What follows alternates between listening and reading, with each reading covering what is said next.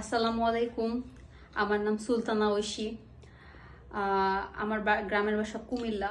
আমার বাসার মধ্যে আমার মা, আমার ছোট বোন, আমার বাবা ছিল, আমার বাবা মারা গেছে। আমরা পরিবারে তিনজন। আমার মা কাজ করতো, কিন্তু আমার মার মেরুদণ্ডের ব্যথার কারণে আমার মা এখন ঠিকঠাকভাবে কাজ করতে পারে না।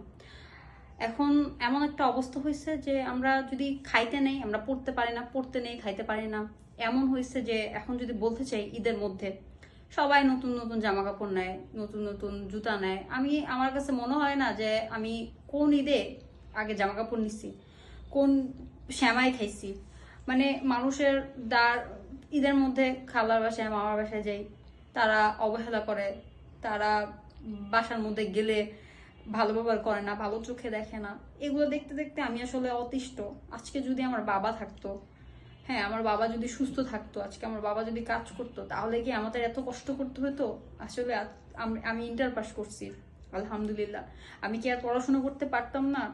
আমার কি ভালো জায়গায় বিয়ে হতো না? আমার ভালো জায়গায় ঠিকই বিয়ে হতো। আজকে আমার বাবা নাই, আজকে আমার টাকা নাই, আজকে আমার অন্য জায়গা থেকে বিয়েও দিতে পারতেছে না। যদি কোনো সম্বন্ধ আসে, এটা চাই ওইটা চাই। আর ফ্রিতে তো কেউ বিয়েও করতে চায় না, উল্টা দিয়ে বিয়ে করতে হয়। আর আমাদের সমাজ এতটাই খারাপ যে আসলে কেউ কারো দায়িত্ব নিতে চায় না। এতবার আসছি, মানুষ বলে হ্যাঁ বিয়ে করব। কত ভাই আছে যে দেশের বাইরে থাকে, হ্যাঁ অনেক টাকা ইনকাম করে, তারাও যৌতুক চায়। হ্যাঁ যৌতুক চায়, প্রতিবেদন আসার পরও কথা বলছি, তারাও যৌতুক চায়। একজন বলছে, আশ্বস্ত দিছে যে না বিয়ে করব, সেও আসলে ঘুরায় ঘুরায় ঘুরায় লাস্টে আমাকে ধোকা দিছে। আর কত ধোকা, আর কত ইয়া। আমি আর নিতে পারতেছি না। আমি নামাজি মানুষ, আমি নামাজ পড়ি, আমি নামাজে একটা মানুষ চাই, যে মানুষটা নামাজ পড়ে, যে মানুষটা মিথ্যা কথা বলে না, যে মানুষটা আল্লাহকে ভয় করে। যে মানুষ আল্লাহরে ভয় করে সেই মানুষ একটা অসহায় মেয়েরে ঠকাইতে পারে না। হ্যাঁ, আমার পরিবারের পাশে থাকতে তো আমি বলি নাই, আমি বলছি আমারে দুই বেলা খাওয়ানোর কথা, আমারে দুই বেলা খাওয়াবে, আমাকে আমার ভরণ পোষণ দিবে।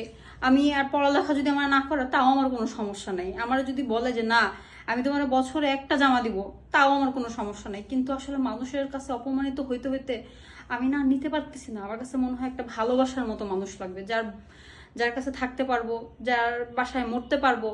আমার যাই খাওয়াক, আমার পোলাও রোস্ট খাওয়া দরকার না, আমার ডাল ভাত খাওয়াক, আমার ভর্তা